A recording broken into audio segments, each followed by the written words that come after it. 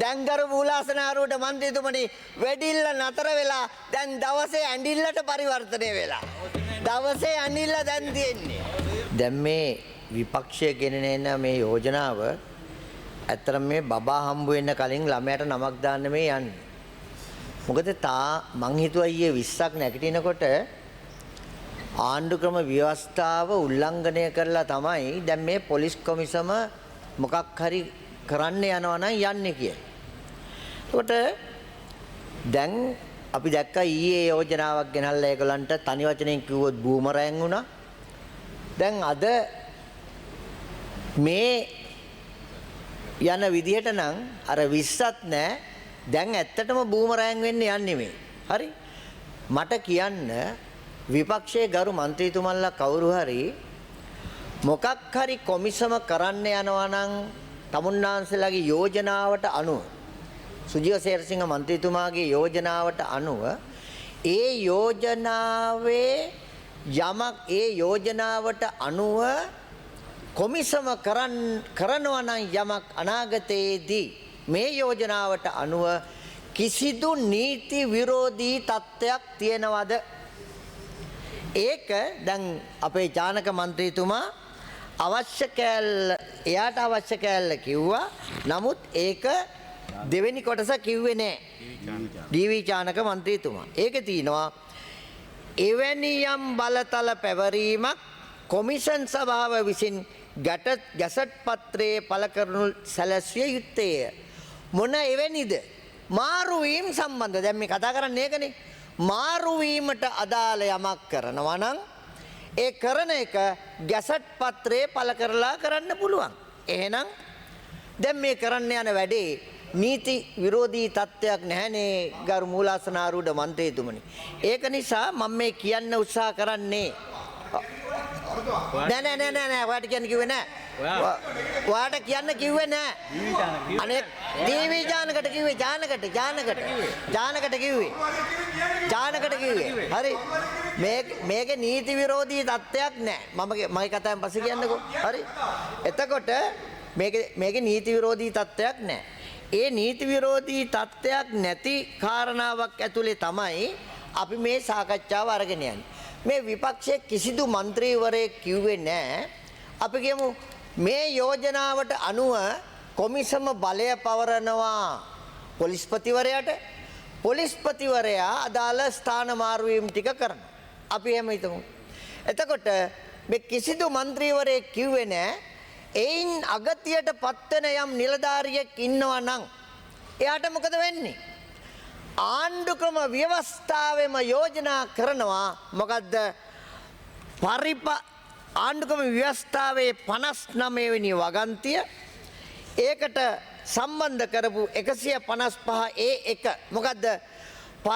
Commission සභාවට අභ්‍යාචනා කිරීම සම්බන්ධයෙන්. එතකොට ඊට එහා ගියපු තව එකක් තියෙනවා 59 155 ඕ පරිපාලන විනිශ්චය අධිකාරියකට යන්න පුළුවන්. එතකොට මම මේ කියන්නේ අගතියට පත්වෙන නිලධාරියෙක් ඉන්නවා නම් ගරු මූලාසනාරූඪ මන්ත්‍රීතුමනි ඔහුට යන්න අවස්ථාව තියෙනවා. මොකද්ද? කොමිසමට අභියාචනයක් කරන්න පුළුවන්.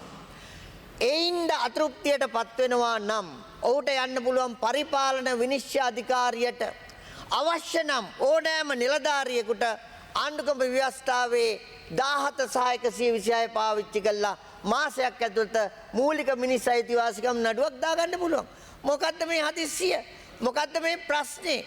ගරු මූලාසනාරූඪ මන්ත්‍රීතුමනි අපට අවශ්‍යයි නම් මේ බලය පොලිස්පතිවරයාට අවශ්‍යයි නම් මේ බලය පැහැදිලි හේතුවක් තියෙනවා. ඔබතුමා දන්නවා ගරු මූලාසනාරූඪ මන්ත්‍රීතුමනි මේ වෙලාවේ දැවැන්ත මෙහෙයුම් ප්‍රමාණයක් යනවා රටේ.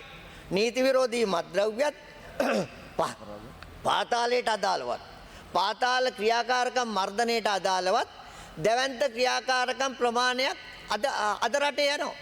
ආයතන ප්‍රධානියෙකුට තිබිය යුතුයි යම් මට්ටමක අභිමතයක් Tamanට සුදුසු නිලධාරියෙක් මේකට යොදවගෙන ඒ අදාළ කාර්යය ඉෂ්ට කරගන්න.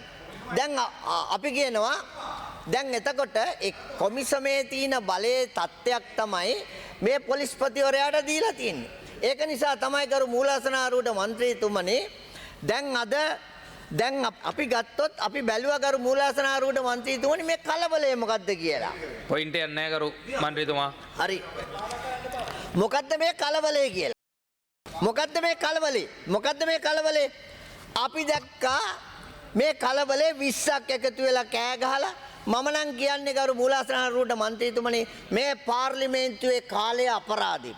මීට පස්සේ ගරු කතානායකතුමා තීරණය කරන්න ඕන ඇත්ත වශයෙන්ම එවැනි වයලේෂන් එකක් නැත්තම් මොකද්ද මේකේ තියෙන හදිසිය?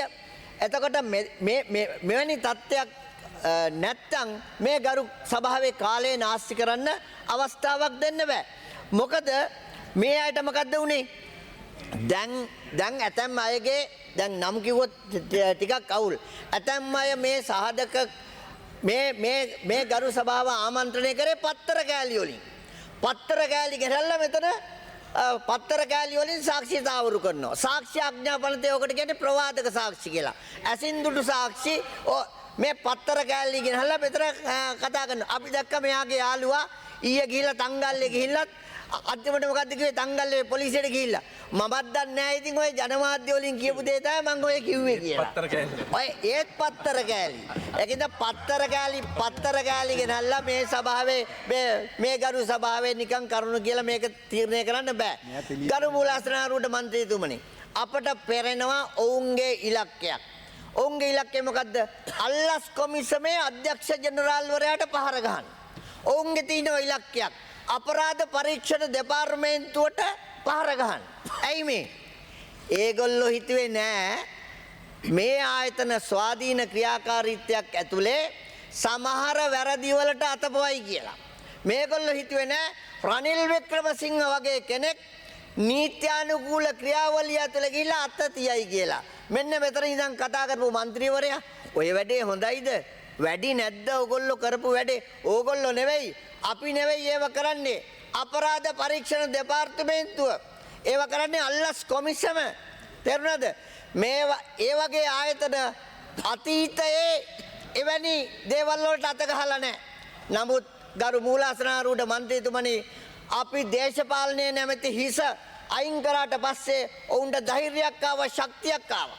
අල්ලස් කොමිසමට අපරාධ පරීක්ෂණ දෙපාර්තමේන්තුවට මේ ශක්තිය ආවට පස්සේ ස්වාධීන ක්‍රියාවලියක් ඇතුලේ රනිල් වික්‍රමසිංහවත් අඩංගුවට ගන්න ඕන වුණා.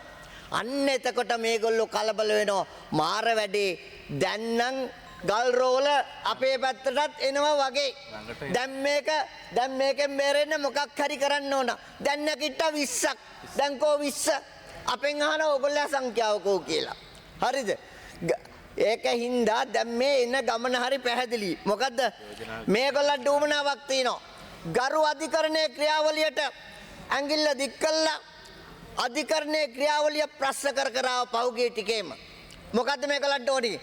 සිවිල් සමාජය ව්‍යාකූල කරන්න. ඒගොල්ලන්ට දේශපාලනය කරන්න පහසුයි. එතකොට සිවිල් සමාජය ව්‍යාකූල කරන්න, අවුල් කරන්න මොකක් හරි මෙතන ගහලා පත්තර කෑලි වලින් යම් දේවල් කියන්න උත්සාහ කරනවා. හරි. ඒක අස්සෙත් කියන අග්‍රාමාත්‍යතුමියගේ තනතුරක් පිළිවෙත්. අනේ මොනවද මේ කතා? ගොනේ අපේ ප්‍රශ්නේ අපි බේර ගන්නම්. හලෝ. අනේ මේවට නම් කලබල වෙන්න එපා. මේ සභාවේ කාලය ගන්නත් එපා. තේරුණාද? ඒක නිසා මෙතන මේ යන ගමන දැන් මේ මොකද්ද වෙලා තියෙන්නේ? Tamanට මේ දැන් මෙහෙමයි උනේ ගරු. දැන් සංඛ්‍යාලේඛනයක් ඉදිරිපත් කරා එක മന്ത്രിවරයෙක්. මාර වැඩේ 2024 මෙන්න මෙච්චරක් අපරාධ සිද්ධ වෙලා තියෙනවා. මම එක ප්‍රශ්නයක් අහන්නම් කරු මූලාසනාරූඪ මන්ත්‍රීතුමනි. පහුගිය දවස්වල කතාවක් නිර්මාණය වුණා. මේගොල්ලෝමයි නිර්මාණය කරේ දවසේ වෙඩිල්ල. දැන් කරු මූලාසනාරූඪ මන්ත්‍රීතුමනි වෙඩිල්ල නතර වෙලා දැන් දවසේ ඇඬිල්ලට පරිවර්තනය වෙලා. දවසේ ඇඬිල්ල දැන් තියෙන්නේ.